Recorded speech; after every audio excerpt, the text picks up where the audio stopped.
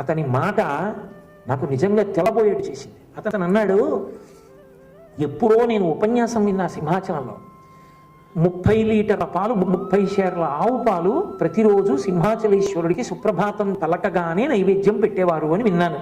ఇప్పుడు ఒక్క షేరు కూడా పెట్టట్లేదు అని విన్నాను. నా స్వామి ఎందుకు అలా ఎండిపోవాలి? అందుకని నేను షేరు ఆవు పాలు ప్రతిరోజు తేవాలని నిర్ణయం చేసుకుని కొన్ని సంవత్సరాలుగా అలా తెస్తున్నానన్నాడు. నేను చాలా ఆశ్చర్యపోయాను. అదేంటి ఇంతలా తేగలగడం చాలా, నీవేం చేస్తావు ఉద్యోగం అని అడిగాను. నాకేం లేదన్నాడు. మరి నీకు డబ్బు ఎక్కడదని అడిగాను. నా స్నేహితులందరినీ అడిగి 6,000 పోగు చేసి ఆవు పాలు ఇస్తానన్నాడు. ఇది విని ఫారినర్ ఒకడు పెట్రోల్ ఖర్చులతో కలిపి నాకు 8,000 ఇస్తాడు, నా జీవితానికి ప్రయోజనం అదొకటే. ఒకే ఒక్క మాట విన్నాడు అంతే, దానికోసం తన జీవితాన్ని అలా ఉంచేసుకున్నాడు. నీకేమిటి తృప్తి అని అడిగాడు.